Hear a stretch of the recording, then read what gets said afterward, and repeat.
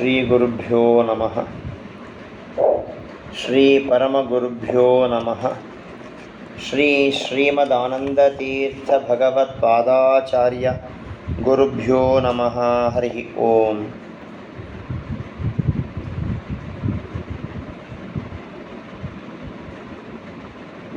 ಮಯಿ ಸ್ಥಿತೋ ಮದಂಗೇಶು ಸ್ವತಂತ್ರೋ ವ್ಯಾಪ್ತವಾನ್ ಹರಿಃ ಸ ವಿಷ್ಣುಶ್ಚಾಸ್ವತಂತ್ರಂ ಮಾಂ ಸ್ವೇಚ್ಛಯಾ ವರ್ತಯತ್ಯಜಃ ಸ್ವಾತ್ಮನಸ್ತಸ್ಯ ಪೂಜಾ ಸ್ಯುಃ ಮನೋ ವಾಕ್ ಕಾಯವೃತ್ತಯಃ ಮಮೈತಾಃ ಇತಿ ಕರ್ತಾರಂ ಉದ್ದೇಶ್ಯಂ ಚ ಹರಿಂ ಸ್ಮರೇತ್.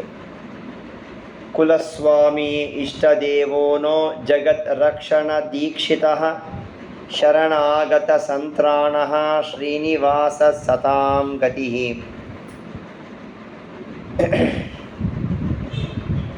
ಧ್ಯಾಯೇನ್ ನೃಸಿಂಹಮುರುವೃತ್ತರವಿತ್ರಿನೇತ್ರಂ ಜಾನುಪ್ರಸಕ್ತಕರಯುಗ್ಮಮಥಾಪರಾಭ್ಯಾಂ ಚಕ್ರಂ ದರಂಚ ದದತಂ ಪ್ರಿಯಯಾ ಸಮೇತಂ ದಿಗ್ಮಾಂಶುಕೋಟಿ ಅಧಿಕತೇಜಸಮಗ್ರಶಕ್ತಿಂ ವಂದೇ ತುರಂಗವದನಂ ಶಶಿಬಿಂಬಸಂಸ್ಥಂ ಚಂದ್ರಾವದಾತಮಮೃತಾತ್ಮಕರೈಃ ಸಮಂತಾತ್ ಅಂಡಾಂತರಂ ಬಹಿರಪಿ ಪ್ರತಿಭಾಸಯಂತಂ ಶಂಕಾಕ್ಷಪುಸ್ತಕಸುಬೋಧಮುಖಾಬ್ಜಬಾಹುಂ ವಿಜ್ಞಾನರೋಚಿಃ ಪರಿಪೂರಿತಾಂತಃ ಭಾಷ್ಯಾಂಡಕೋಶಂ ಹರಿತೋಪಲಾಭಂ ತರ್ಕಾಭಯೇತಂ ವಿಧಿಶರ್ವಪೂರ್ವ ಗೀರ್ವಾಣ ವಿಜ್ಞಾನದ ಮಾನತೋಸ್ಮಿ.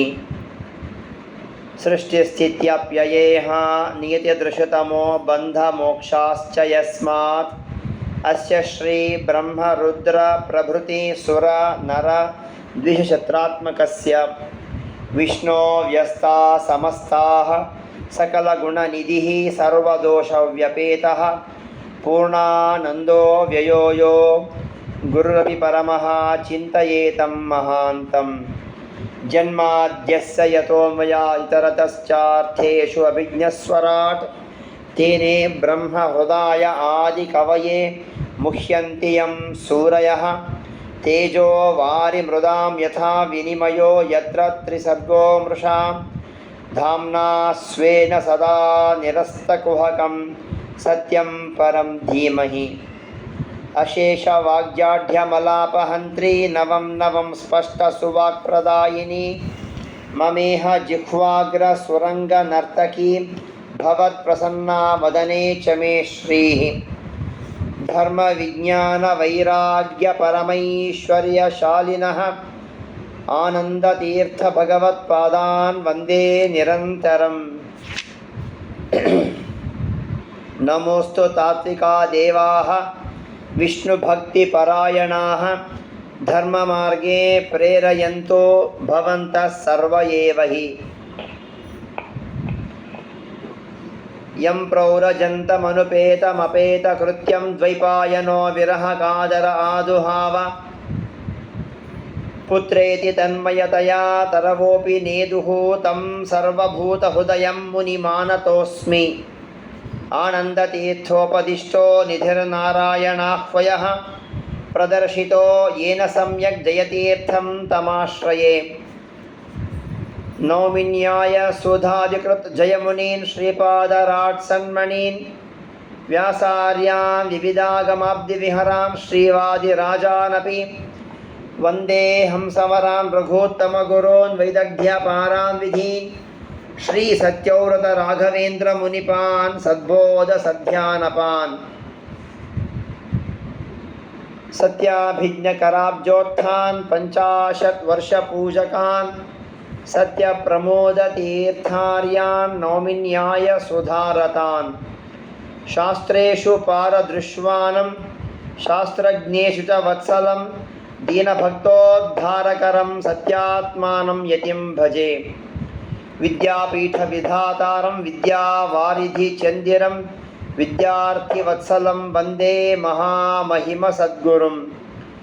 ಮಧ್ವ ಸಿದ್ಧಾಂತ ವಾರ್ಧ್ಯುಕ್ತಃ ತತ್ವಪೀಯೂಷಸೇಚಕಃ ತಾಪಂ ಹರತು ಮೇ ಶ್ರೀಮಾನ್ ಜ್ಞಾನಪಂಚಾಸ್ಯ ಚಂದ್ರಮಾಃ ಆಪಾದಮೌಳಿಪರ್ಯಂತಂ ಗುರುಣಾಂ ಆಕೃತಿಂ ಸ್ಮರೇತ್ ತೇನ ವಿಘ್ನಾಃ ಪ್ರಣಶ್ಯಂತಿ ಸಿದ್ಧ್ಯಂತಿ ಚ ಮನೋರಥಾಃ. ಶ್ರೀ ಗುರುಭ್ಯೋ ನಮಃ. ಹರಿ ಓಂ.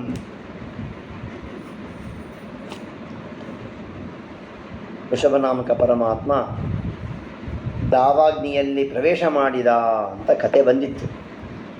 ಜ್ಞಾನ ಆನಂದಾತ್ಮಕ ದೇಹವುಳ್ಳವರು ಕೂಡ ಆ ದೇಹದಿಂದ ಪರಮಾತ್ಮ ತಾನು ಹೋಗಿ ಕುಟಿತಾದಲ್ಲಿ ತಾನು ಪ್ರವೇಶ ಮಾಡಿದ್ದಾನೆ. ಅಲ್ಲಿರ್ತಕ್ಕಂತಹ ಜಗತ್ತನ್ನು ತಾನೇ ದಹನ ಮಾಡಿದ್ದಾನೆ. ತಾನೇ ಪ್ರವೇಶ ಮಾಡಿ ತಾನೇ ದಹನ ಮಾಡಿದ. ಆಗ ಅಲ್ಲಿಂದ ಹೊರಗೆ ಬಂದ ಪರಮಾತ್ಮ. ಹೊರಗೆ ಬಂದು ತಾನು ವಾಸುದೇವ ನಾನು ಅಂತ ಹೇಳಿಕೊಂಡು ತಾನು ಮತ್ತೆ ಹೊರಟೋಗ್ಬಿಟ್ಟ. ಆ ವಾರ್ತೆಯನ್ನು ಕೇಳ್ತಕ್ಕಂತಹ ದುರಾತ್ಮನಾದಂತಹ ಅರ್ಹತ ಎಂಬ ವ್ಯಕ್ತಿಯು ಅವನು ಹಿಂದಕ್ಕೆ ಪೌಂಡ್ರಿಕ ವಾಸುದೇವನಾಗಿದ್ದ. ಅವನು ಈಗ ಜಾತಿಸ್ಮರದಿಂದಾಗಿ 2 ಶಾಸ್ತ್ರ ರಚನೆ ಮಾಡಿದ. ಒಂದು ಪಾಷಂಡ ಮತವನ್ನು ರಚನೆ ಮಾಡಿದ್ದಾನೆ. ಅದಕ್ಕೆ ವಾಸುದೇವ ಶಾಸ್ತ್ರ ಅಂತ ಹೆಸರಿಟ್ಟ. ಅಂದರೆ ನಾನೇ ವಾಸುದೇವ ಅಂತ ಹೇಳ್ಕೊಂಡ್ಬಿಟ್ಟ. ಪರಮಾತ್ಮ ದಾವಾಗ್ನಿಯಿಂದ ಹೊರಗೆ ಬಂದು ನಾನು ವಾಸುದೇವನು ಅಂತ ಹೇಳ್ತಾ ಮತ್ತೆ ಪುನಃ ಹೊರಟೋಗ್ಬಿಟ್ಟ. ದಾವಾಗ್ನಿಯಲ್ಲಿ ಹೊರಟು ಹೋದ ಮೇಲೆ ಆ ವಾಸುದೇವ ನಾಮ ತಾನು ಇಟ್ಕೊಂಡ್ಬಿಟ್ಟ. ಆ ಅರ್ಹ ಅಂತಕ್ಕಂಥವನು. ಆಗ ಅವನು ವಾಸುದೇವ ಅಂತಕ್ಕಂತಹ ರಚನೆ ಮಾಡಿದ. ನಾನೇ ದೇವರು ಅದ್ವೈತವನ್ನೇ ಹೇಳ್ತಾ ಹೊರಟಿದ್ದಾನೆ. ಆ ಪಾಷಂಡ ಮತವನ್ನು ತಾನು ಸೃಷ್ಟಿ ಮಾಡಿ ಹೇಳ್ತಾ ಹೊರಟಿದ್ದಾನೆ. ಆ ಕುಚಿತವಾದಕ್ಕಂತಹ ವಾಸುದೇವ ತತ್ವವನ್ನು ಪ್ರತಿಪಾದನೆ ಮಾಡುವಂತಹ ಅದು ಲೋಕಜನ ಎಲ್ಲರಿಗೂ ಹಿಡಿಸ್ತಾ ಬಂತು. ಅದನ್ನು ಅವರ ಶಿಷ್ಯ ಅರ್ಹತ ನಾಮಕ ಶಿಷ್ಯ ತಾನು ಅದನ್ನು ತಿಳಿದುಕೊಂಡು ಈ ಮತ ಖಂಡನೆ ಮಾಡಿದ. ನೇಮ್ ಚೇಂಜ್ ಮಾಡಿದ ಅಷ್ಟೆ. ಅಳಿಯ ಅಲ್ಲ ಮಗಳ ಗಂಡ ಅನ್ನೋ ಹಾಗೆ ಚೇಂಜ್ ಮಾಡಿಬಿಟ್ಟು ತಾನು ಅರ್ಹತ ಶಾಸ್ತ್ರ ಅಂತ ಹೇಳ್ತ. ವಾಸುದೇವ ಶಾಸ್ತ್ರವನ್ನೇ ಮಾಡಿದ. ಕ್ರಮಶಾಸ್ತ್ರವನ್ನು ರಚನೆ ಮಾಡಿದ್ದಾನೆ. ಅಭೇದವನ್ನೇ ಹೇಳ್ತಾ ಇದೆ. ಅದು ಕುಶಾಸ್ತ್ರವಾದಂಥದ್ದು. ಅದನ್ನು ಎಲ್ಲ ಸುರರಿಗೂ ವಿರುದ್ಧವಾದಕ್ಕಂಥದ್ದು. ಯಾರು ಅಧ್ಯಯನ ಮಾಡ್ತಾ ತಮಸ್ಸಿಗೆ ಹೋಗೋದು ನಿಶ್ಚಿತ. ಹೇಗೆ ಲಕ್ಷ್ಮೀದೇವಿ ಕೇಳ್ತಾಳೆ, ಯಾವ ಜ್ಞಾನ ಮಾಡಿಕೊಂಡರೆ ನೇರ ಮೋಕ್ಷ ಆಗಬೇಕು ಅದನ್ನು ಉಪಾಸನೆ ಮಾಡಿದರೆ, ಹಾಗೆ ಎಲ್ಲ ಜೀವರಿಗೂ ದೇವ ಸುರ ನರ ತಿರ್ಯ ಪಶು ಪಕ್ಷಿಕರು ಎಲ್ಲ ಯೋನಿಗಳಲ್ಲಿರ್ತಕ್ಕಂತಹ ಜೀವರಿಗೂ ಕೂಡ ಅವರವರ ಯೋಗ್ಯತೆ ತಕ್ಕಂತೆ ಉಪಾಸನೆ ಮಾಡುವ ಹಾಗೆ ಉಪದೇಶ ಮಾಡಿ ಅಂತ ಕೇಳಿದ್ಲು. ಅದನ್ನೇ ಪರಮಾತ್ಮ ತಾನು ಇತರ ಪುತ್ರನಾಗಿ ಬಂದು ಐತರೇಯನಾಗಿ ಮೈದಾಸನಾಥನ ಉಪದೇಶ ಮಾಡಿದ. ಯಾವುದನ್ನು ಅಧ್ಯಯನ ಚಿಂತನೆ ಮಾಡಿದರೆ ನೇರ ಮೋಕ್ಷ ಆಗುತ್ತದೆ, ಅಧಿಕಾರಿ ಆಗುತ್ತಾರೋ ಹೆಂಗೋ ಹಾಗೆ ಯಾವ ಶಾಸ್ತ್ರವನ್ನು ಅಧ್ಯಯನ ಮಾಡೋದು ಬೇಡ, ಶ್ರವಣ ಮಾಡಿದ್ರೆ ಸಾಕು. ತಮಸ್ಸಿಗೆ ಹೋಗಿ ನಿಶ್ಚಿತ. ತಮಸ್ಸಿಗೆ ಹೋಗಬೇಕು ಅಂದರೆ ಅದನ್ನು ಅಧ್ಯಯನ ಮಾಡಿ ಏನಂತ. ಅಶೌಚ ಭತ ಇಲ್ಲೇ ಇಲ್ಲ, ನಾನೇ ವಾಸುದೇವ ಹೇಳ್ಕೊಂಡು ಮಾಡ್ತಕ್ಕಂಥ ರಚನೆ ಮಾಡಿದ್ದಾರೆ ಅವರು. ಹೀಗೆ ರಚನೆ ಮಾಡಿ ನಾನೇ ರಾಜ ಆಗಿದ್ದೇನೆ ಅಂತ ಹೇಳ್ತಾ ಹೋಗ್ತೇನೆ ಪರಮಾತ್ಮ. ಯಾರು ದುಷ್ಟ. ಅನಂತರದಲ್ಲಿ ಪರಮಾತ್ಮ ತಾನು ಬಂದಿದ್ದಾನೆ. ತಪೋವನ್ನು ತಾನು ಭರತ ಚಕ್ರವರ್ತಿ ತಾನು ಎಲ್ಲ ರಾಜ್ಯಪಾಲನೆ ಮಾಡಿದ. 10,000 ವರ್ಷ ರಾಜ್ಯಪಾಲನೆ ಮಾಡಿದ್ದಾನೆ. ಅನಂತರದಲ್ಲಿ ತಾನು ತಪಸ್ಸಿಗೆ ಹೋಗಿದ್ದಾನೆ. ಯಾಕೆ? ಕ್ಷತ್ರಿಯರ ಕರ್ತವ್ಯನೇ ಹಾಗೆ. ವಾನಪ್ರಸ್ಥಾಶ್ರಮ 65-80 ವರ್ಷ ಬಂತು ಅಂತಂದರೆ ವಾನಪ್ರಸ್ಥಾಶ್ರಮ ಸ್ವೀಕಾರ ಮಾಡಿ ಅಲ್ಲೇ ಜೀವನ ಮಾಡುತ್ತಾ ಅಲ್ಲೇ ದೇಹ ಬಿಟ್ಬಿಡೋದು ಹಾಗೆ ಅಂತ. ಮುಂದೆ ಮಕ್ಕಳಿಗೆ ಆಶ್ರಮವನ್ನು ಒಪ್ಪಿಸ್ತಾನು ಹೊರಟೋಗಿದ್ದಾನೆ. ಪುಲಹ ಆಶ್ರಮ. ಆ ಪುಲಹ ಆಶ್ರಮ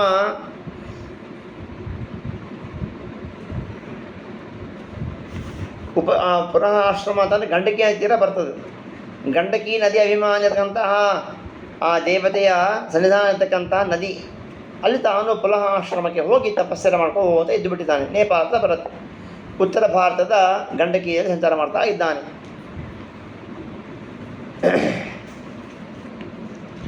ಶಾಲಿಗ್ರಾಮಗಳು ಅಲ್ಲಿ ಸಿಗ್ತಾ ಇದೆ. ಈಗೆಲ್ಲ ಮೋಸ ಮಾಡ್ತಾ ಇದ್ದಾರೆ. ಅದರಲ್ಲಿ ನಿಜವಾಗ್ಲೂ ಬಂಗಾರ ಇರುತ್ತೆ.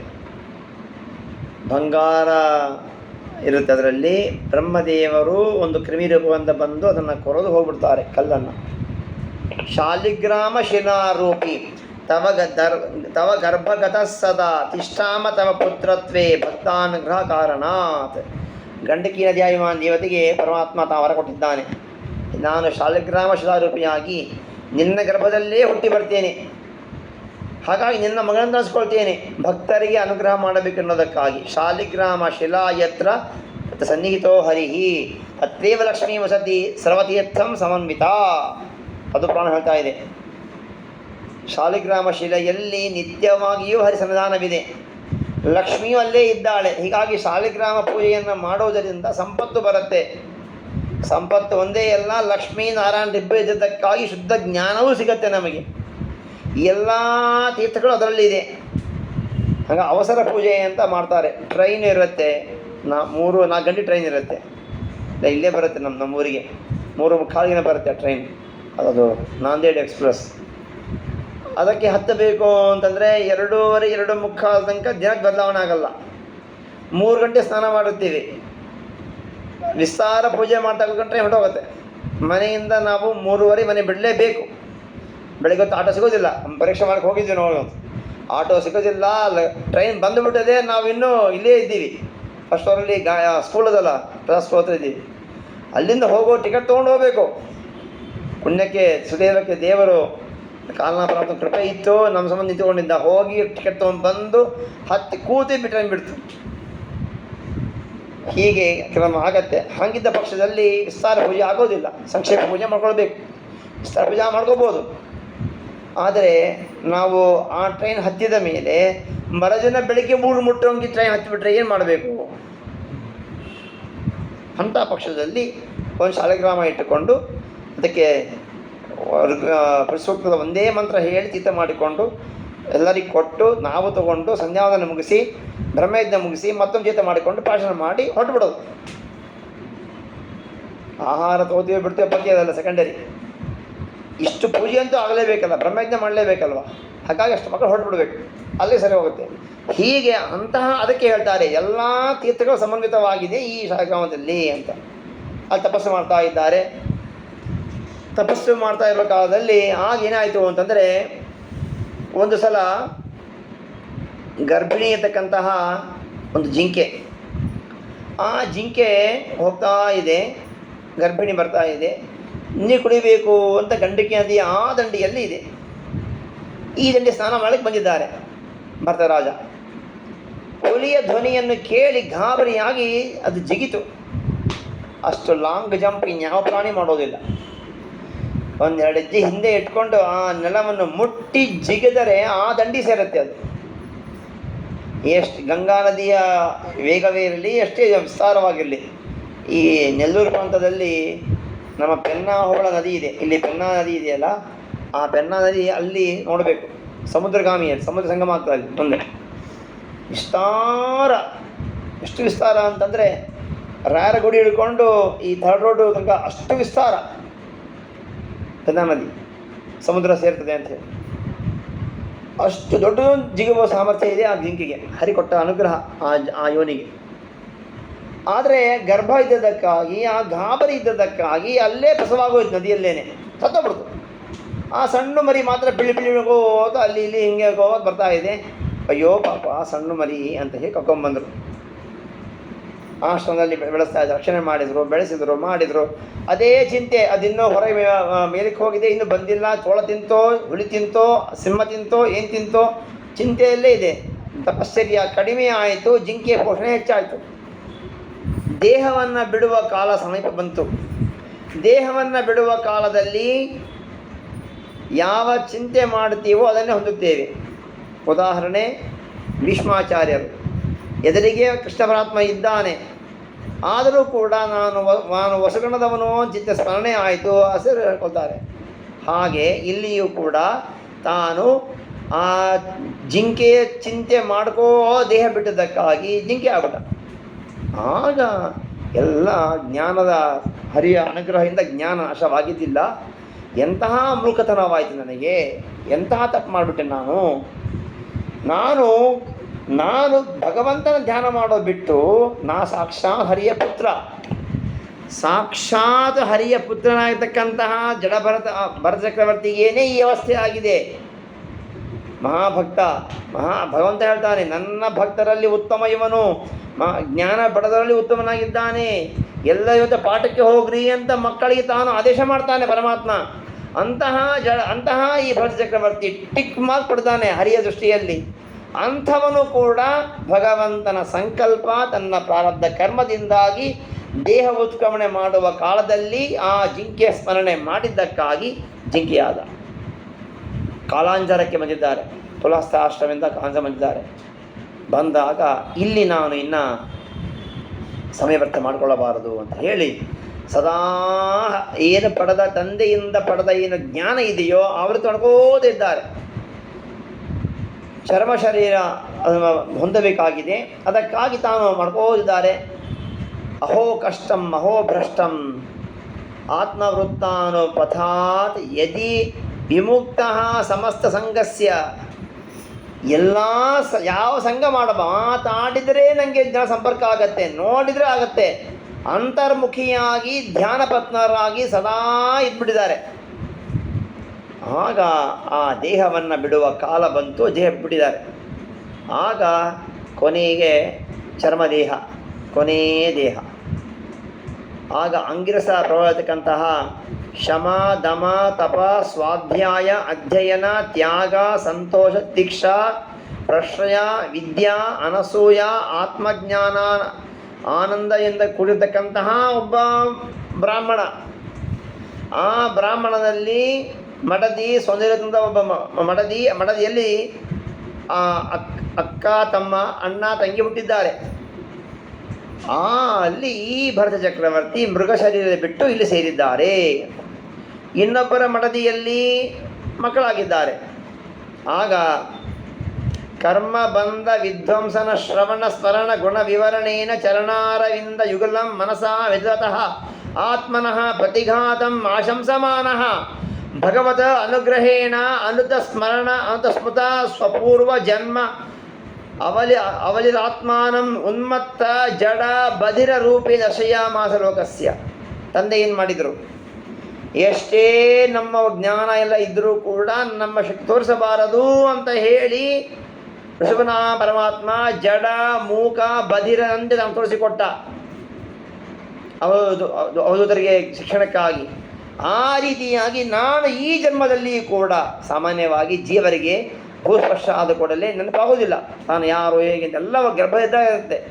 ಆದರೆ ಹರಿಕೃಪೆಯಿಂದ ಎಲ್ಲ ಬಂದಿದೆ, ನಾನು ಇನ್ನೂ ಆಸಕ್ತನಾಗಬಾರದು ಅಂಥೇಳಿ.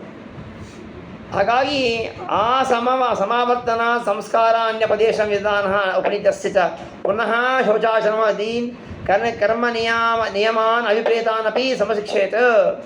ತಂದೆ ನೋಡಿದರು, ಸ್ವಲ್ಪ ದಿವಸ ಆಯಿತು, ಬೆಳೆದ 7 ವರ್ಷ ಆಯಿತು, ಉಪನಯನ ಮಾಡಿದ್ದಾರೆ. ತಂದೆ ಹಾಕಿದ ಜನವಾರ ಮತ್ತು ಋಗ್ವೇದ ಸಂಸ್ಕಾರ ಬರ್ತದೆ, ಶ್ರಾವಣಿ ಬರ್ತದೆ, ಉಪಕರ್ಮ, ಅಲ್ಲಿ ಹೋಗಿ ಬದಲಾವಣೆ ಮಾಡಿ ಕೊಟ್ಟಿದ್ದಾರೆ. ಮೃತರಾದರು. ಅವತ್ತೇನು ಹಾಕ್ಕೊಂಡು ಶನಿವಾರ ಮತ್ತು ತೆಗಿಲೇ ಇಲ್ಲ. ಸಾಮಾನ್ಯ 3 ತಿಂಗಳೊಮ್ಮೆ ಬದಲಾಯಿಸಬೇಕು. ಅಂತರ್ಮುಖಿ ಸಂಧ್ಯಾ ವಂದನೆ, ಎಲ್ಲ ಅಂತರ್ಮುಖಿ ಹರಿಧ್ಯಾನ, ಅಂತರ್ಗರಿ ಪೂಜಾ ಎಲ್ಲ ಮಾಡ್ತಾ ಇದ್ದಾರೆ. ಆ ಹೊರಗೆ ಏನು ತೋರಿಸ್ತಾ ಇಲ್ಲ. ತಂದೆ ಅಧ್ಯಯನ ಮಾಡೋ ಹೇಳಿಕೊಟ್ರು, ಉಮ್ಮತ್ತನಂತಿದ್ದಾರೆ. ಆಯ್ತಪ್ಪ, ದೇವರು ಹೆಂಗೆ ನೋಡ್ಕೊಳ್ಳಿ ಅಂತ ಹೇಳಿ ಅವರು ದೇಹ ಬಿಟ್ಬಿಟ್ಟಿದ್ದಾರೆ. ತಂದೆ ಹೊರಟೋದ ಮೇಲೆ ಇನ್ನೊಬ್ಬ ಮಡದಿಯಲ್ಲಿರ್ತಕ್ಕಂತಹ ಅವ್ರ ಮಕ್ಕಳೆಲ್ಲರೂ ಬಂದಿದ್ದಾರೆ, ತಮ್ಮಂದರು. ಇವನು ಹುಚ್ಚನಿದ್ದಾನೆ, ಆಸ್ತಿ ಅಂತ ಮಾಕೆ ರಾವಾಲಿ ವಾಣಿಕೆ ರಾಕೊಡೋದು ಅಂತ ರಹಸ್ಯ ಮೀಟಿಂಗ್ ಮಾಡಿಕೊಂಡು, ಇಲ್ಲಿ ಬಾರಪ್ಪ, ಅಲ್ಲೋಗಿ ಹೊಲದಲ್ಲಿ ಕೆಲಸ ಮಾಡ್ಕೊಂಬರು, ಆ ಹೊಲದಲ್ಲಿ ರಾತ್ರಿ ಕಾಯಿ ಹೋಗು, ಈ ಕೆಲಸ ಹಚ್ಚಿ ಹಚ್ಚಿ ಹಚ್ಚಿ ಹಚ್ಚಿ ಹೋಗಿದ್ದಾರೆ. ಶೀತ ಉಷ್ಣ ವಾತವರ್ಷೇಶು ವೃಷ ಇವ ಅನಾವೃತ್ತಾಂಗ ಪೀನಃ ಸಂವಹನಾಂಗ ಸಂಡಿಲ ಸಂವೇಶನ ಅನುಮರ್ದನಾನ್ ಮಜ್ಜನೇನ ರಜಸ ಮಹಾಮಣೀವ ಅನಭಿವ್ಯಕ್ತ ಬ್ರಹ್ಮವರ್ಚಾಹ ಕರ್ಪಟಾವೃತ್ತ ಕಟಿರೂಪವೀತೇನ ಉರ್ಮಣಿ ಮಹಿಷಾ ದ್ವಿಜಾತಿರಿತಿ ಬ್ರಹ್ಮಬಂಧು ಇತಿ ಸಂಜ್ಞೆಯ ಅಗ್ಗಜನಾವತಃ ವಿಚಾರ. ಕರೀ ದೇಹ, ಸೋಪ್ ಎಂದೂ ಹಚ್ಚಿಲ್ಲ. ಲಕ್ಸ್ ಸೋಪ್ ಆಗಲಿ, ಇನ್ನೇನದು ಹಮಾಮ್ ಸೋಪ್ ಆಗಲಿ, ಮೆಡಿಮಿಕ್ಸ್ ಆಗಲಿ, ಇನ್ಯಾವುದಲ್ಲ, ಯಾವ ಸೋಪು ಹಚ್ಚಿಲ್ಲ, ಯಾವ ಫೇರ್ ಅಂಡ್ ಲವ್ಲಿ, ಆ ಕ್ರೀಮ್ ಏನೇನೂ ಹಚ್ಚಿಲ್ಲ. ಮೈ ಮೇಲೆ ಕೆದರಿದರೆ ಇಷ್ಟು ಮಣ್ಣು ಬರಬೇಕು, ಹಾಗಿದ್ದು ಬಿಟ್ಟಿದ್ದಾರೆ. ಕರ್ಪಟ ಆವೃತ್ತವಾದಕ್ಕಂತಹ ಕಟಿರೂಪವಾದಂಥ ಉಪವೀತ, ಕರೀ ಜನಿವಾರ ಹಂಗೆ ಇಟ್ಕೊಂಡು ಕೂತಿದ್ದಾರೆ. ಯಾರಾದರೂ ಆಹಾರ ಕೊಟ್ಟರೆ ತಿನ್ನೋದು, ಇಲ್ಲ ಇಲ್ಲ. ಸ್ವಲ್ಪ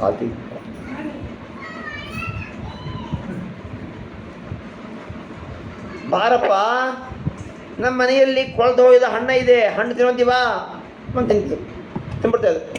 ಅನ್ನ ಸ್ವಲ್ಪ ವಾಸನೆ ಬರ್ತಾ ಇದೆ, ಚೆಲ್ಲೋಕ್ಕೆ ಮನಸ್ಸಿಲ್ಲ, ತಿನ್ನೋತೀವಾ ಅಂತ ತಿಂತಿದ್ರು.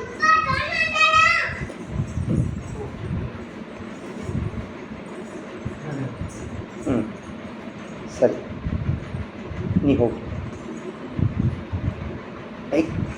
ಬರಬಾರ್ದು, ಸರಿ ಹೋಗು, ಆಡ್ಕೋ ಆಡ್ಕೋ.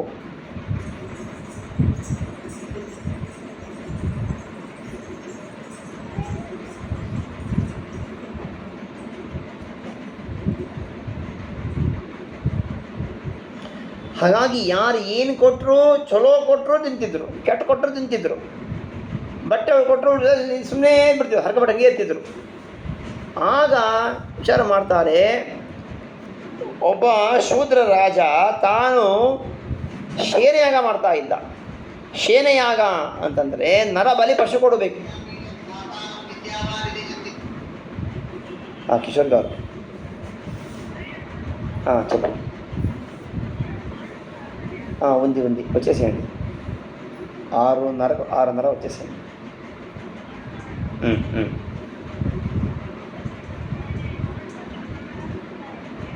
సరే సరే, నేను మళ్ళీ ఫోన్ చేస్తాను. క్వశ్చన్ చెప్తున్నాను, మళ్ళీ ఫోన్ చేస్తాను.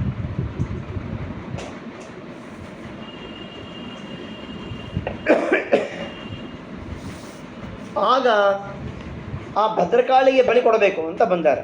ಶೇನೆಯಾಗ ಹೇಗಿರುತ್ತೆ ವ್ಯಾಸರಾಜ ಬರೀತಾರೆ ತರ್ಕತಾಂಡವ ಗ್ರಂಥದಲ್ಲಿ ಪ್ರಶ್ನೆ ಮಾಡ್ತಾರೆ ಪೂರ್ವಪಕ್ಷಿಗಳು. ಶೇನೆಯಾಗವು ಕೂಡ ನೀವು ಪಶು ಬಲಿ ಕೊಡ್ತೀರಿ, ಅಶ್ವಮೇಧ ಯಾಗ ಅಲ್ಲಿ ಬಲಿ ಕೊಡ್ತೀರಿ. ಅದರಲ್ಲಿ ಅಶ್ವಮೇಧ ಯಾಗದಲ್ಲಿ ಎಷ್ಟೋ ಸರ್ಪಗಳು, ಮೇಕೆ, ಪ್ರಧಾನ ಪಶು ಅಶ್ವ ಬಲಿ ಕೊಟ್ಟು ಅದು ಆ ಪಶುವಿನ ಹೃದಯ, ಕರಳು ಎಲ್ಲ ಅವಧಿ ಹಾಕಿ ಕೃಷ್ಣಾರ್ಪಣ ಅಂತೀರಿ. ಅದು ಒಂದೇ, ಅದು ಜೀವ ಸಂಹಾರ ಮಾಡಿದ್ದೀರಿ. ಶೇನೆಯಾಗದಲ್ಲೂ ಮಾಡ್ತಾರೆ, ನರ ಬಲಿ ಕೊಡ್ತಾರೆ, ಒಂದೇ ಅಂತ. ಆಗ ವ್ಯಾಸರಾಜರು ಹೇಳ್ತಾರೆ, ಶೇನೆಯಾಗ ಬೇರೆ ಮತ್ತು ಈ ದೈವಿಕವಾದಂಥ ಪಶುಹಿಂಸಾ ಬೇರೆ, ಶಾಸ್ತ್ರೀಯವಾದಕ್ಕಂತಹ ಪಶುಹಿಂಸಾ ಬೇರೆ ಆಗತ್ತೆ, ಶೇನೆಯಾಗ ಬೇರೆ ಆಗತ್ತೆ. ಪಶುಗಳು ಅದಕ್ಕೆ ಯಾವ ಜಾತಿಯಲ್ಲಿ ಹುಟ್ಟು ಬಂದವ ಆ ಜಾತಿ ಪಶುವನ್ನೇ ಆರಿಸ್ತಾರೆ. ಈ ಅಶ್ವಮೇಧ ಯಾಗದಲ್ಲಿ ಹುಬ್ಬು 5 ಮೊಳ ಇರಬೇಕು, 15 ಮೊಳ ಎತ್ತರ ಇರಬೇಕು, ಹೀಗೆಲ್ಲ ಹೇಳ್ತಾರೆ. ಬಿಳಿ ಬಣ್ಣ ಇರಬೇಕು. ಆ ಅಶ್ವದ ಮಾತಾಪಿತೃಗಳು ಹಿಂಗೆ ಅಶ್ವಮೇಧ ದೇಹ ಬಿಟ್ಟಿರಬೇಕು. ಅಂತಹ ಕುದುರೆಯನ್ನು ತಂದೇ ಆ ಅಶ್ವಮೇಧದಲ್ಲಿ ಯಾಗದಲ್ಲಿ ಪ್ರಧಾನ ಪಶು ಬಲಿ ಕೊಡ್ತಾರೆ. ಅದು ಪುಣ್ಯ ಸಾಧನ ಆಗಲಿ ಅಂತ ಹೆಚ್ಚಿಗೆ ಆಹುತಿ ಹಾಕಿ ಕಳಿಸ್ಕೊಡ್ತಾರೆ, ಜೀವ ಉದ್ಧಾರಕ್ಕಾಗಿ ಕಳಿಸ್ಕೊಡ್ತಾರೆ. ನಿಮ್ಮಲ್ಲಿ ಏನಿದೆ, ನರವನ್ನು ಕೆಂಪು ರಕ್ತವಸ್ತ್ರ, ರಕ್ತಗಂಧ, ರಕ್ತಪುಷ್ಪ, ರಕ್ತಮಾಲ, ರಕ್ತವೆಲ್ಲ ಕೊಟ್ಟು ಮಾಡಿ ಕೆಂಪನ್ನು ಊಟಕ್ಕೆ ಹಾಕಿ, ತುಂಬ ಊಟಕ್ಕೆ ಹಾಕಿ ಮಾಡಿ ಬಲಿ ಕೊಡ್ತೀರಿ. ಹೇಗೆ ತುಪ್ಪದ ಪಾತ್ರೆ ನಾವು ಇಟ್ಕೊಂಡಿರ್ತೀವಿ. ಪ್ರಧಾನ ಗುಜುತ್ತಾರೆ. ಯಾಕೆ ಅಂದರೆ ಕ್ಷುದ್ರ ವಶ ಆಗಲಿ, ಜಗತ್ ವಶ ಆಗಲಿ, ಕ್ಷುದ್ರ ಪೂಜೆಯನ್ನು ಮಾಡಿ ಜಗತ್ ವಶ ಆಗಬೇಕು ಅಂತ ಮಾಡುವ ಉಪಾಯ, ಮಾಡೋ ಕೆಲಸ ಅದು. ಆ ತರಹ ಮಾಡಬೇಕಾದಾಗ ರಿಸ್ಟ್ ಕಟ್ ಮಾಡ್ತಾರೆ. ರಕ್ತ ಸೋತಾ ಇರುತ್ತೆ. ಆ ರಕ್ತವೆಲ್ಲ ಹೊರಗೆ ಬರ್ತಿರಬೇಕು. ಅಲ್ಲೊಂದು ಪಾತ್ರೆ ಇಟ್ಟಿರ್ತಾರೆ, ಅಲ್ಲಿ ಬೀಳುತ್ತೆ. ಆ ಮಂತ್ರ ಹೇಳಬೇಕು, ಸ್ವಹಾಕಾರ ಹಾಕಬೇಕು. ಅಮಾವಾಸ್ಯೆ ದಿವಸ ಆವತಿ ಹೋಮ ಮಾಡ್ತಾರೆ. ರಕ್ತ ಎಲ್ಲ ಮುಗಿತು, ದೇಹದಲ್ಲಿ ಎಲ್ಲೂ ಇಲ್ಲ ಅಂತಂದರೆ ಕೊನೆಗೆ ಇಟ್ಟು ಬಲಿಷ್ಠ ಮಾಡ್ತಾರೆ. ಹೀಗಾಗಿ ಶೇನೆಯಾಗ ಮಾಡಿದ ಮಾಡಿಸುವ ಪುರೋಹಿತನ, ಮಾಡಿದ ಯಜಮಾನನ, ಮಾಡಿಸುವಂಥವನ ಅವರೆಲ್ಲ ಮನೆಯ ಅನ್ನ ವಿಷ್ಠ ಅಂದರೆ ಏನು? ಮಲ. ಅವನ ಮನೆಯ ನೀರು, ಆಹಾರ ಎಲ್ಲ ವಿಷ್ಠ ಮಲಮೂತ್ರ ಸಮ ಆಗುತ್ತೆ. ವಿಷ್ಠ ವಾದುಷಿಕಾಸ್ಯಾನ್ನಂ ಅಭಿಚಾರ ರಥಸ್ಯ ಚ ಅಂತ ಹೇಳ್ತಾರೆ. ಅಭಿಚಾರ ಕೃತ್ಯೆಯನ್ನು ಮಾಡುವಂತಹ ವ್ಯಕ್ತಿಯ ಇದೆ, ಅಭಿಚಾರ ಕೃತ್ಯ ಮಾಡುವಂತಹ ವ್ಯಕ್ತಿಯ ಹಾಗೂ ವಾರ್ಧುಷಿಕ, ದುಡ್ಡನ್ನು ಬಡ್ಡಿಗೆ ಕೊಟ್ಟು ಆ ಬಡ್ಡಿಯಿಂದ ಜೀವನ ಮಾಡ್ತಾ ಇರ್ತಾರೆ. 10 ಕೋಟಿ ಇರುತ್ತೆ, 10 ಕೋಟಿ ಸಾಲ ಕೊಟ್ಬಿಡೋದು, ಬಡ್ಡಿ ಕೊಡು, ಮಂತ್ಲಿ ಬಡ್ಡಿ ಕೊಡು. ನೀ ಕೊಟ್ಟದ ಬಡ್ಡಿ ನಿಂತೀರೇ ಇಲ್ಲ, ಬಡ್ಡಿ, ಬಾರು ಬಡ್ಡಿ, ಚಕ್ರ ಬಡ್ಡಿ ಹಾಗೆ ಇರೋದು, ಕೂತಲ್ಲೇ ತಿಂತಾ ಇರೋದು. ಅವನು ಕೊಟ್ಟದಿನ್ನೂ ಮುಟ್ಟೇ ಇಲ್ಲ ಅಂತ ಹೇಳಿ ತಪ್ಪಿನ ವ್ಯವಹಾರ ತೋರಿಸ್ಕೊಳ್ತಾ ಮಾಡ್ಕೊಳ್ತಾ ಜೀವನ ಸಾಗಿಸ್ತಾ ಇರ್ತಾರೆ. ಅಂಥವರ ಮನೆಯ ಅನ್ನವು ಕೂಡ ವಿಷ್ಠ. ಶಾಸ್ತ್ರದ ಹೇಳ್ತಾರೆ, ವಿಷ್ಠ ವಾದುಷಿಕಸ್ಯ ಅನ್ನಂ. ವಾದುಷಿಕ ಅಂದರೆ ವರ್ಧನೆಯಿಂದ, ಸಂಪತ್ ಸಾಲ ಕೊಟ್ಟು ವರ್ಧನೆಯಿಂದ ವಾದುಷಿಕ ಆಗ್ತಾನೆ ಅವನು. ಅವನ ಮನೆ ಅಭಿಚಾರ ಮನೆಯ ಅನ್ನ ವಿಷ್ಠ ಅಂತ ಹೇಳ್ತಾರೆ. ಹೀಗೆ ನಿಂದ ಮಾಡಿದ್ದಾರೆ. ಅಭಿಚಾರ ಮಾಡುವ ವ್ಯಕ್ತಿಯ ಅನ್ನ ಎಂಥದ್ದು ಅಂದರೆ ಸಾಲ ಕೊಟ್ಟ ಮನೆ ಅನ್ನ ಸಮ ಆಗತ್ತೆ, ವಿಷ್ಠ ಸಮ ಅಂತ ನಿಂದನೆ ಮಾಡಿದ್ದಾರೆ. ಎಲ್ಲೆಲ್ಲಿಯೂ ಕೂಡ ಶಾಸ್ತ್ರಗಳಲ್ಲಿ ವೈದಿಕ ಹಿಂಸೆಯನ್ನು ಮಾಡಿದ ವ್ಯಕ್ತಿಯ ಮನೆಯ ವಿಷ್ಠ ಸಮ ಅಂತ ಎಲ್ಲೂ ಹೇಳಿಲ್ಲ ಆಹಾರಕ್ಕೆ. ಹಿಂಗೆ ಭೇದ ಇದೆ. ಅಷ್ಟಲ್ಲದೇನೆ ಎಲ್ಲ ಮಾಡಿಕೊಂಡು ಏನೋ ಪ್ರಾಯಶ್ಚಿತ್ತ ಎಲ್ಲ ಮಾಡ್ಕೊಳ್ಬೇಕು ಅಂತ ಹೇಳ್ತಾರೆ. ಏನು ಪ್ರಾಯಶ್ಚಿತ್ತ? ತ್ರಹಂ ಪ್ರಾತಃ ತ್ರಹಂ ಸಾಯಂ ತ್ರಹಮದ್ಯಾತ್ ಅಯಾಚಿತಂ ತ್ರಹಂ ಪಯಶ್ಚ ನಾಶ್ನೀಯಾತ್ ಪ್ರಜಾಪತೇಹೇ ಅಂತ ಹೇಳಿದ್ದಾರೆ. ಪ್ರಾಯಶ್ಚಿತ್ತ ಹೇಳಿದ್ದಾರೆ. 3 ದಿನಗಳ ಕಾಲ ಹಗಲು ಊಟ ಇಲ್ಲ, ತ್ರಹಂ ಪ್ರಾತಃ. ತ್ರಹಂ ಸಾಯಂ ಅಂದರೆ ಉಣ್ಣುಟ ಕುಡಿದು ನೀರು, ಬೆಳಗ್ಗಿಂದ ಉಪವಾಸ ಇರಬೇಕು, ರಾತ್ರಿ ಸಹ ಆಹಾರ ಸ್ವೀಕಾರ ಮಾಡಬೇಕು, ಮತ್ತೆ ಇನ್ನೇನು ಇಲ್ಲ. ಈಗ 3 ದಿನ. ತ್ರಹಂ ಅದ್ಯಾತ್ ಅಯಾಚಿತಂ, ರಾತ್ರಿ ಊಟ ಇಲ್ಲ, ಹಗಲು ಮಾತ್ರ ಊಟ. ಯಾರಾದರೂ ಸುಮ್ಮನೆ ಕೊಡಬೇಕು, ತಂದು ಕೊಟ್ಟರೆ ತಿನ್ನೋದು. ಇನ್ನು ಹುಳಿ ಹಾಕು, ಸಾರು ಹಾಕು, ಪಲ್ಯ ಹಾಕು, ಚಟ್ನಿ ಹಾಕು, ಮಜ್ಜಿಗೆ ಹಾಕು, ನೀರು ಕೊಡು ಕೇಳಬಾರ್ದು. ಅನ್ನ, ಆಹಾರ, ಜೀರು ಏನು ಕೇಳಬಾರ್ದು. ಯಾರಾದರೂ ಕೊಟ್ಟರೆ ಸ್ವೀಕಾರ. ಅದು ಯಾವಾಗ ಸೂರ್ಯಾಸ್ತ ಆಗೋ ತನಕ ಹೀಗೆ. ಹಾಗೆ 3 ದಿನ ಅಂದರೆ 3 ದಿನ ಬೆಳಗ್ಗೆ ಊಟ ಇಲ್ಲ, 3 ದಿನ ರಾತ್ರಿ ಊಟ ಇಲ್ಲ, 3 ದಿನ ಅಯಾಚಿತ ಇರಬೇಕು, ಆಮೇಲೆ 3 ದಿನ ಹಾಲು ಕುಡಿಬೇಕು, ಆಮೇಲೆ 3 ದಿನವರೆಗೆ ಉಪವಾಸ ಇರಬೇಕು. ಇಷ್ಟು ಮಾಡಿಕೊಂಡ್ರೆ ಆಗೋ ಹಂತಕ್ಕೆ ಬರುತ್ತೆ. ಇದೇ ಪ್ರಾಯಶ್ಚಿತ್ತವನ್ನು ಹೇಳ್ತಾರೆ ಕೂರ್ಕೊಂತಿ ಬಿಟ್ಟು ಕೂತ ಕಾಲಾಗ. 16,000 ಗಾಯತ್ರಿ, 3 ಪಟ್ಟು ನಾರಾಯಣ, ಮಹಾನದಿ ಸ್ನಾನ, ಇಷ್ಟೆಲ್ಲ ಮಾಡಿಕೊಂಡ ಮೇಲೆ ಆಗ ಅವನು ಯಥಾ ಪ್ರಕಾರ ಮಾಡ್ಕೊಳ್ಬೋದು ಅಂತ ಹೇಳ್ತಾರೆ. ನಿತ್ಯವಾದಂಥ ಅನ್ನಿಕವನ್ನು 6 ತಿಂಗಳವರೆಗೆ ಕುಡಿಕೆ ಬರೋದಿಲ್ಲ ಅಂತಾರೆ. ಅಕಸ್ಮಾತ್ ಕೂತರೂ ಕೂಡ ಇಷ್ಟೆಲ್ಲ ಮಾಡ್ಕೊಳ್ಬೇಕು, ಜಪ ಮಾಡ್ಕೊಳ್ಬೇಕು. ಯಾಕೆ ಅಂತಂದರೆ ಮತನ ಅಂತ ವ್ಯಕ್ತಿಯ ಒಳಗೊಂದು ಸ್ವೀಕಾರ ಮಾಡ್ತಾನೆ ಅಂತ ಒಂದು ಉದಾಹರಣೆ. ಒಂದು ಕಡೆಗೆ ಒಬ್ಬ ಬ್ರಾಹ್ಮಣ ಸದಾಚಾರಿ, ಅವನಿಗೆ ಪುರು ಬಂದುಬಿಟ್ಟು ಕರೆದಿದ್ದಾರೆ. ಅವನಿಗೆ ಹೋಳಿಗೆ ಅಂದರೆ ವಾಂತಿ ಬರುತ್ತೆ. ಹೋಳಿಗೆ ಹಾಕಿದರೆ ತಿಂದರೆ ಅಸಹ್ಯ ಅನಿಸ್ಬಿಡ್ತಾವನಿಗೆ. ಯಾಕೋ ಏನು ಕಡುಬು ತಿಂತಾನೆ, ಮತ್ತೆ ಹೋಳಿಗೆ ತಿನ್ನಲ್ಲ ಅಂತಹದ್ದು. ಮುತ್ತೈದಿ ಹೋಗಿದ್ದಾರೆ, ಕರೆದಾರೆ, ಆಯ್ತು ಬಿಡು ಅಂತ ಹೋಗಿದ್ದಾನೆ. ಊಟ ಕೂತಾಗ 20 ಹೋಳಿಗೆ ತಿಂದಿದ್ದೇನೆ. ಎಲ್ಲರೂ ಆಶ್ಚರ್ಯ ಪಟ್ಟು, ಏನು ಹೋಳಿಗೆ ಹಾಕು, ಇದು ಹಾಕು ಅಂತ ಹೇಳಿ 1 ಹೋಳಿಗೆ ಮೇಲೆ ತುಪ್ಪ, ಮೇಲೆ ಸಕ್ಕರೆ, ಮತ್ತು ಹೋಳಿಗೆ ತುಪ್ಪ ಸಕ್ಕರೆ ಹೀಗೆ 10 2 ಸೆಟ್ ಮಾಡಿಕೊಂಡು ಪೂರ್ಣ ಹಾಲು ಹಾಕ್ಕೊಂಡು ಚೆನ್ನಾಗಿ ತಿಂದಿದ್ದಾನೆ. ಅದನ್ನು ಅವರು ಮಿತ್ರರು ಏನು ಮಾಡಿದ್ದಾರೆ ಅಂತಂದರೆ, ನೋಡೋಣ ಅಂತ ವಿಡಿಯೋ ಮಾಡಿದ್ದಾರೆ, ಅವ್ನು ತೋರಿಸೋಣ ಅಂತ ಹೇಳಿ. ಚೆನ್ನಾಗಿತ್ತ ಹೋಳಿಗೆ ಅಂತ ಕೇಳಿದರು ಊಟದ ಮೇಲೆ. ನಾ ತಿಂತೇನೆ ಹೋಳಿಗೆ, ತಿಂದರೆ ನಂಗೆ ವಾಂತಿ ಬರುತ್ತೆ, ನನಗೆ ಹಸಿ ಆಗ್ತದೆ ಅಂತ ತಿನ್ನಲ್ಲ. ಸುಮ್ಮನೆ ಬೇಡ, ಎಷ್ಟು ತಿಂದು ಹೆಂಗೆ ರುಚಿ ಹೇಳು ಅಂತೇಳಿ ತಮಾಷೆ ಮಾಡಿದ್ರು. ತಮಾಷೆ ಮಾಡಬೇಡ್ರಿ, ಸೀರಿಯಸ್ಸ ಮಾಡ್ತಿದ್ದೀವಿ, ಎಷ್ಟು ತಿಂದಿದ್ದು ಹೇಳು. ಇಲ್ಲ ನೋಡು ತೋರಿಸಿದ. ಗಾಬರಾಗ್ಬಿಟ್ಟ. ಹೋಳಿಗೆ ನಾನು ತಿನ್ನೋದೇನು, 20 ಹೋಳಿಗೆ ಅಂತ ಎಣಿಸಿ ಹಾಕಿದಾಗ 20 ಹೋಳಿಗೆ ತಿನ್ನೋದೇನು ಹಾಗೆ ಅಂತ. ಆಗ ಹೋಗಿ ಅವ್ರನ್ನ ಕೇಳಿದ್ರು, ಹೋದವರು ನಿಮ್ಮಲ್ಲಿ ಕೂತು ತಿಂದಿದ್ದಾರೆ, ಯಾರು ಮೃತರಾಗಿರ್ತಾರೆ, ಒಂದು ಅಂಶ ಮುಂದೆ ಸ್ವೀಕಾರ ಮಾಡ್ತಾರಂತೆ ಆ ಪ್ರತಿದೇವತೆಗಳು ಹಾಗೆ ಅಂತ. ಅದಕ್ಕೆ ಅಪಚಾರ ಆಗಬಾರ್ದು, ಶ್ರಾದ್ದದಲ್ಲಿ ಆಹಾರ ಅಪಚಾರ ಆಗಬಾರ್ದು ಅಂತ, ಘಾತ ಆಗಬಾರ್ದು ಅಂತ ಹೇಳ್ತಾರೆ. ಹೀಗಾಗಿ ಹೋದ ಮೃತರಾದಂತಹ ವ್ಯಕ್ತಿಗಳು ಒಂದು ಅಂಶದಿಂದ ಬಂದು ಕೂತು ತಿಂದು ಸ್ವೀಕಾರ ಮಾಡಿ ತೃಪ್ತರಾಗಿ ಹೋಗ್ತಾರೆ ಅಂತ ಕೊನೆಯ ಮೂಲಕ ಸ್ಪಷ್ಟತೆ ಉಂಟಾರೆ ಅದ್ರ ಮೂಲಕವಾಗಿ ಅಂತ ಒಂದು ವಾದ ಇದೆ. ಅದೇ ಸರಿ ಅಂತ ಇಲ್ಲ ಅದಕ್ಕೆ.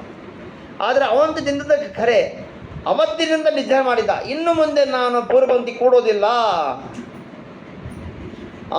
ಹೋದವರು ದೆವ್ವನೋ ಭೂತನೋ ಬಂದು ಕೂತು ನಮ್ಮ ಎದುರು ಬಂದು ತಿಂದು ಮನ್ನಾಗ ಕೂತ್ಕೊಂಡ್ರೆ ಏನು ಮಾಡೋದು ನಾವು ಅಂತ ಗಾಬರಿ ಆಗಿ ನಾನು ಕೊಡೋದೇ ನಂದಿ ಸೇವೆ ಮಾಡಿದ್ದಾನೆ. ಇದು ಘಟನೆ ನಡೆದಿದ್ದು ಹುಬ್ಬಳ್ಳಿ ಪ್ರಾಂತದಲ್ಲಿ. ಹೀಗೆ ಹಾಗಾಗಿ ಆ ಶೇನೆಯಾಗ ನಿಷೇಧ ಮಾಡಿದ್ದಕ್ಕಾಗಿ ಮಾಡುವ ಅದನ್ನು ಹೇಳಿದ್ದಾರೆ ಅಂತ. ಆದರೆ ಆ ಶೂದ್ರ ರಾಜ ನೋಡಿದ, ಆ ಪಶುವ ಚೆನ್ನಾಗಿ ಊಟ ಹಾಕಿದ. ನೈನ ಶುರು ಆಗಬೇಕು, ಸ್ನಾನಕ್ಕೆ ಹೋಗಿ ಕಳಿಸಿಕೊಟ್ರು. ಸ್ನಾನಕ್ಕೆ ಹೋದ ನದಿಯಲ್ಲಿ ಸ್ನಾನ ಮಾಡಿ ಒಳಗೆ ಇಳಿದು ಹಾಗೆ ಹೊಟ ಸಿಗಲೇ ಇಲ್ಲ. ಮೊಸಳೆ ಸಿಕ್ಕರೆ ಮೊಸಳೆ ಹೊಟ್ಟೆ ಹೋಗ್ತೀನಿ, ಇಲ್ಲ ಊರು ಸೇರ್ತೀನಿ, ಹೆಂಡತಿ ಮಕ್ಕಳ ಪಕ್ಷ ನಾನೇ ಮಾಡೋದು ಅಂತ ಹೊಟ ಪಶುಬಲಿ ಯಾರಿಲ್ಲೇ ಇಲ್ಲ. ಎಲ್ಲ ರೆಡಿ ಸಿದ್ಧ ಮಾಡಿಕೊಂಡಿದ್ದಾರೆ. ನೋಡ್ತಾರೆ ಗೋರಾಮ್ ಕೂತಿದ್ದಾರೆ. ಕರಿ ಕರಿ ಅದೇನು ಪ್ರಾಣಿ ನೋಡು ಅಂತ ಹೇಳಿ, ದೊಡ್ಡ ಹೊಟ್ಟೆ, ಒಳ್ಳೆ ಹೊಟ್ಟೆ ಬಾಕಿದ್ದ ನೀನು ಅಂತ ಹೇಳಿ, ಬರೋ ಇಲ್ಲಿ ಬಂದ್ಬಿಟ್ಟು ಕೂಡೋ ಕೂತು ಸ್ನಾನಕ್ಕೆ ಹಾಕಿದ್ರು. ಕೆಂಪು ನೀರು ಸ್ನಾನ ಹಾಕಿದ್ರು, ಸ್ನಾನ ಮಾಡಿದ್ರು, ಬಟ್ಟೆ ಕೊಟ್ಟರು, ಉಟ್ಕೊಂಡು ಅವನೇ ಉಡಿಸ್ಕೊಟ್ರು. ಗಂಧ ಹಚ್ಚಿದ್ರು, ಕೆಂಪು ಗಂಧ ಹಚ್ಚಿದ್ರು, ಕೆಂಪು ಮಾಲೆ ಹಾಕಿದ್ರು, ತುಂಬಳು ಹಾಕಿದ್ರು. ಸಾಕು ಇಲ್ಲ, ಎಷ್ಟಿಂತಾನೋ ಅನ್ನ ಆಗೋಗ್ಬಿಡ್ತು. ಅಲ್ಲ ಅಂತ ಅನ್ನಕ್ಕೆ ಮತ್ತೆ ಇಡಬೇಕಾ ಅಂತೇಳಿ, ಅನ್ನ ಬೇಕಾ ಸುಮ್ಮನೆ ಕೊಡೋದು, ಹುಳಿ ಬೇಕಾ ಸುಮ್ಮನೆ ಕೊಡೋದು. ಏನು ಪೆದ್ದು ಬಿಡೋ ಸುಮ್ಮನೆ, ನಮಗೇನಾಗ್ತದೆ ಪಶುಬಲಿ ಸಿಕ್ಕ ಸುಮ್ಮನೆ ಸಾಕ್ಬಿಡು, ಅನ್ನ ಮತ್ತೆ ಮಾಡ್ತಿ ಅಂತ. ಅಡಿಗೆಲ್ಲ ಮುಗಿದೋಗಿದೆ. ಉಪವಾಸ ಕೊಡೋದು, ತಿಂದರೆ ಪಾತ್ರೆ ಅನ್ನ ಖಾಲಿ ಮಾಡೋದು. ಹೀಗೆ ವ್ಯಕ್ತಿ ಇದ್ದಾರೆ ಅಂತ ಆಯಿತು ಅಂತ ಹೇಳಿ ಶುರುವಾಗಬೇಕು ಅಂದ ಕಾಲಕ್ಕೆ ಭದ್ರಕಾಳಿಗೆ, ಆ ದೇವಿಗೆ, ದುರ್ಗಾದೇವಿಗೆ ಗೊತ್ತಾಗ್ಬಿಡ್ತು. ಆ ಕಾಳಿ ಮಾತಾ ಭದ್ರಕಾಳ ಅಲ್ಲಿಂದ ಹೊರಗೆ ಬಂದು, ಆ ಮೂರ್ತಿನ ಹೊರಗೆ ಬಂದು, ಇಂತಹ ಹರಿಭಕ್ತರನ್ನು ಬಲಿಕೊಳಮಾಚಾರ ಮಾಡ್ತೀರಾ ಅಂತ ಹೇಳಿ ಯಾವ ಖಡ್ಗ ಬಿತ್ತೋ ಅದನ್ನೇ ಕಸ್ಕೊಂಡು ಎಲ್ಲರನ್ನೂ ರಕ್ತದ ಹೋಗಾಡಿದ್ದಾಳೆ ಆ ದೇವಿ. ಈ ಹೋಳಿ ಹಬ್ಬಕ್ಕೆ ಆಟ ಆಡ್ತಾರಲ್ಲ ಆ ಥರ ಹತ್ತ ಹೋಗ್ಲು ಆಡಿ ನೋಡಿದರು, ನಮಸ್ಕಾರ ಮಾಡಿದರು, ಅಂತರ್ಮುಖಿಯಾಗಿ ಹೊಟ್ಟೋಗ್ಬಿಟ್ರು ಅಲ್ಲಿಂದ. ಕೆಂಪು ಮಾಲೆ ಇತ್ತು, ಆ ಮಾಲೆಯಲ್ಲಿ ಹರದೆಲ್ಲ ಹೋಯಿತು, ಬಿದ್ದೋಯ್ತು, ಕೆಂಪು ಬಟ್ಟೆ ಹಂಗೆ ಇತ್ತು. ಆಗ ಒಂದು ಏನಾಯಿತು ಅಂತಂದರೆ, ಸಿಂಧು ಸೌವೀರಪತಿ ರಹುಗಣ ರಾಜ ಹೋಗ್ತಾ ಇದ್ದಾನೆ. ಇಕ್ಷುಪತಿ ನದಿ ಇರತಕ್ಕಂತಹ ಕಪಿಲ್ ನಾಮಕ ಪರಮಾತ್ಮನನ್ನು ದರ್ಶನಕ್ಕಾಗಿ ಹೋಗ್ತಾ ಇದ್ದಾನೆ. ಆದರೆ ಶಿಬಿಕವನ್ನು ಹೋರೋರು ಕಡಿಮೆ ಬಿದ್ದಿದ್ರು. ಕರೆದ್ರು, ಬಾ ಅಂತ ಹೊತ್ಕೊಂಡು ಹೋಗ್ತಾ ಇದ್ದಾರೆ. ಆಗ ರಸ್ತೆಯಲ್ಲಿ ಇರುವೆ ಕಂಡಾಗ ದಾಟ್ತಾ ಇದ್ದಾರೆ. ಜಿಗಿದ್ರು, ಒಳ ಕೂತರು. ಅದನ್ನೇ ತಲೆ ಬಡಿತು ಶಿಬಿಕ, ಪಲ್ಲಕ್ಕಿ ತಲೆ ಬಡಿತು. ಸರಿಯಾಗಿ ಹೋಗ್ರಪ್ಪ, ತಲೆ ಬಡಿಯಂಗೆ ಹೋಗ್ಬೇಡ್ರಿ ಅಂತ ಮೃದುವಾಗಿ ರಾಜ ಹೇಳಿದ. ಮತ್ತೊಂದು ಕಡೆ ದೊಡ್ಡ ಪ್ರಾಣಿಗ ಗುಂಪೆ ಇತ್ತು, ಇರುವೆ ಇದ್ವು, ಜೋರು ಜಿಗಿದ, ತಲೆ ಢನ್ ಅಂತ ಬೆಳೀತು, ತಲೆ ನೋವು ಆಯಿತು. ಎಳೆದು ಬಂದ, ಏನು ತಿಳ್ಕೊಂಡು ನೀನು ಅಂತ. ರಾಜ, ನಮ್ಮ ತಪ್ಪಲ್ಲ, ಇವನು ತಪ್ಪು, ಹೊಸ ಬಂದಾನೆ, ಅವನಿಗೆ ಗೊತ್ತಿಲ್ಲ, ನೀವು ಹೇಳ್ಕೊಡ್ಬೇಕು ಹೇಗೆ ಅಂತ ಒಂದು ವಾರ್ನಿಂಗ್ ಕೊಟ್ಟಿದ್ದ. ಎರಡನೇ ಬಾರ ಬಂದ, ಕೆಳಗೆ ಬಂದ, ಏನು ತಿಳ್ಕೊಂಡಿನಿ ನಾನು ರಾಜ, ನಾನು ಖಡ್ಗದಿಂದ ರಕ್ಷಣೆ ಮಾಡ್ತೀನಿ ಹಾಗೆ ಅಂತ. ಬ್ರಾಹ್ಮಣ ವಾಚ, ಇವನ ಉದ್ಧಾರಕ್ಕಾಗಿಯೇ ಇದ್ದ ಚರ್ಮದೇಹ. ನೀ ಹೇಳಿದ್ದು ಸತ್ಯವಾಗ್ತಾ ಇತ್ತಪ್ಪ. ನಾನು ನಿನ್ನ ಪಲ್ಲಕ್ಕಿಯನ್ನು ಹೋರೋನಾಗಿದ್ದರೆ ಹೋರ್ತಾ ಇದ್ದೆ, ನಾ ಹೋರ್ತಾ ಇಲ್ಲ. ಪಲ್ಲಕ್ಕಿಯಲ್ಲಿ ಕೂಡುವ ನೀನಾಗಿದ್ದೆ, ನೀ ಕೂಡ್ತಾ ಇದ್ದೆ, ನೀ ಕೂತೇ ಇಲ್ಲ. ಹೀಗೆ ಅಂತರ್ಮುಖಿಯಾಗಿ ಹೇಳಿದಾಗ ಮಹಾನುಭಾವ ಇದ್ದಾನೆ, ನಾ ಅಪಚಾರ ಮಾಡಿದ್ದೀನಿ ಅಂತ ಅರ್ಥ ಆಯಿತು. ಕಾಲಿದ್ದು ಕ್ಷಮಾಚನೆ ಮಾಡ್ತಾನೆ. ನಹಂ ವಿಶಂಕೆ ಸ್ವರಾಜ ವಜ್ರಾತ್ ತ್ರಕ್ಷಶೂಲಾತ್ ನ ಯಮಸ್ಯ ದಂಡಾತ್ ನ ಅಗ್ನಿ ಅರ್ಕ ಸೋಮ ಅನಿಲ ವಿತ್ತಪ ಅಸ್ತ್ರಶಂಖೆ ವಿಷಂ ಬ್ರಹ್ಮಕುಲ ಅವಮಾನಾತ್. ನಾನು ಯಾವುದಕ್ಕೂ ಅಂಜೋದಿಲ್ಲ. ಇಂಥ ದೇವ ವಜ್ರಾಯುಧ ಹಾಕ್ತಾರಾ? ಅಂಜಲ್ಲ. ಇಂಥ ದೇವರು ಶೂಲ ಒಗಿತಾರಾ? ಅಂಜೋದಿಲ್ಲ. ಯಮದಂಡ ಹಾಕ್ತಾರಾ? ಇಲ್ಲ. ಅಗ್ನಿ, ಅರ್ಕ, ಸೋಮ, ಅನಿಲ ಎಲ್ಲ ವಿತ್ತಪ ಶಂಕ ಪಾಶ ಹಾಕಲಿ, ನಂಗೆ ಯಾವ ಅಂಜಿಕೆ ಇಲ್ಲ. ಆದರೆ ಬ್ರಾಹ್ಮಣ ಜಾತಿಗೆ ತಿರಸ್ಕಾರ ಮಾಡಿದರೆ ಏನೋ ಒಂದು ದೋಷ ಬರ್ತದಲ್ಲ, ನಾ ಗಾಬರಿ ಆಗ್ತೀನಿ. ಅದಕ್ಕಾಗಿ ಮಾಡಿದ ಅಪಚಾರಕ್ಕೆ ಕ್ಷಮಿಸಬೇಕು, ಗೊತ್ತಾಗಲಿಲ್ಲ ಹಾಗೆ ಅಂತಂದಾಗ ಆಗ ಈ ರಹುಗಣ ರಾಜನಿಗೆ ತನ್ನ ತಂದೆಯಿಂದ ಪಡೆದ ಜ್ಞಾನ ಏನಿದೆಯೋ ಅದನ್ನು ಅವನ ಯೋಗ್ಯ ತಕ್ಕಂತೆ ಉಪದೇಶವನ್ನು ಮಾಡಿ ಅವರು ಹೋಗ್ತಾ ಇದ್ದಾರೆ. ಅನಂತರದಲ್ಲಿ ಇನ್ನು 15 ಅಧ್ಯಾಯ ಇಲ್ಲಿಗೆ ಮುಕ್ತಾಯವಾಗಿದೆ. 5ನೇ ಸ್ಕಂದ 16ನೇ ಅಧ್ಯಾಯದಿಂದ ಭೂಗೋಳ ವರ್ಣನೆ, ಖಗೋಳ ವರ್ಣನೆ, ಭೂಗ ವರ್ಣನೆ, ನಮ್ಮ ಜಂಬೂದ್ವೀಪ ಎಷ್ಟಿದೆ ಎಲ್ಲ ಲೆಕ್ಕ ಇದೆ. ಅದನ್ನೆಲ್ಲವೂ ಕೂಡ ನಾಳೆ ದಿವಸ ನೋಡೋಣ ಅಂತ ಹೇಳ್ತಾ ಮುಗಿಸ್ತಾ ಇದ್ದೀನಿ. ಶ್ರೀಕೃಷ್ಣ ಅರ್ಪಣಮಸ್ತು. ನಾಳೆ ಭೂಗೋಳ ವರ್ಣನೆ ಇದೆ. ನಿಮ್ಮ ನೋಟ್ಸ್ ಇದೆ, ತೊಗೊಂಬನ್ನಿ. ನಿಮ್ಮ ನೋಟ್ಸ್ ಬಳಸಿದ್ದೀನಿ, ತೊಗೊಂಬನ್ನಿರಿ. ಅದರಲ್ಲಿ ನಿಮಗೆ ಪಾಯಿಂಟ್ಸ್ ನೋಟ್ ಮಾಡ್ಕೊಳ್ಬೋದು. ಇಲ್ಲ ಬರ್ಕೋದ್ರೆ ಬರ್ಕೋಬೋದು, ಕೈ ಬರ್ಕೊಂಡು ಅಂದ್ಕೊಳ್ರಿ. ಅಪೂರ್ವ ವಿಷಯವೆಲ್ಲ ಇವೆ. ಏನೋ ದೇವರ ಮಹಾಸ್ವಾಮಿಗಳವರ ಪೂಜ್ಯ ಮಾಹುಲಿಯಾಚಾರ್ಯರ ಆಶೀರ್ವಾದ ಬಲದಿಂದ ಏನೋ ಸ್ವಲ್ಪ ಜ್ಞಾನ ಪಡೆದಿದ್ದೀವಿಯೋ, ಆಚಾರ್ಯರಿಂದ ಅನುಗ್ರಹ ಪಡೆದಿದ್ದೇನೋ, ಆ ಜ್ಞಾನದಲ್ಲಿ ಸ್ವಲ್ಪ ಮುಂಚೆ ಪ್ರಯತ್ನ ಮಾಡ್ತೀನಿ. ಎಲ್ಲವೂ ಕೂಡ ವಿಸ್ತಾರವಾಗಿ ನೋಟ್ಸಿದೆ. ಅದನ್ನು ನಾಳೆ ಸಾಯಂಕಾಲ 4ರಿಂದ 4:15, 4:45 ತನಕ ಪ್ರವಚನ ಹೇಳ್ತೀನಿ. ಅಷ್ಟರೊಳಗೆ ಎಷ್ಟಾಗುತ್ತೋ ಅಷ್ಟು ಮತ್ತೆ ಬಂದಾಗ ಕಂಟಿನ್ಯೂ ಮಾಡೋಣ. ಶ್ರೀಕೃಷ್ಣ ಅರ್ಪಣಮಸ್ತು. ನಾಹಂ ಕರ್ತ ಹರಿಕರ್ತ ತತ್ಪೂಜಾ ಕರ್ಮ ಚಾಖಿಲಂ ತಥಾಪಿ ಮತ್ಕೃತಾ ಪೂಜಾ ತತ್ಪ್ರಸಾದಿನ ನಾನ್ಯಥಾ ತದ್ಭಕ್ತಿ ತತ್ಫಲಂ ಮಹ್ಯಂ ತತ್ಪ್ರಸಾದಃ ಪುನಃ ಪುನಃ ಕರ್ಮಣ್ಯಾಸೋ ಹರಾವೇವ ವಿಷ್ಣೋ ತೃಪ್ತಿಕರಃ ಸದಾ ಅನೇನ ಭಾವೆ ಯತ್ ಪುಣ್ಯಂ ಅವಾಪ್ನೋತು ಗುರುರ್ಮಮ. ಶ್ರೀಕೃಷ್ಣಾರ್ಪಣಮಸ್ತು.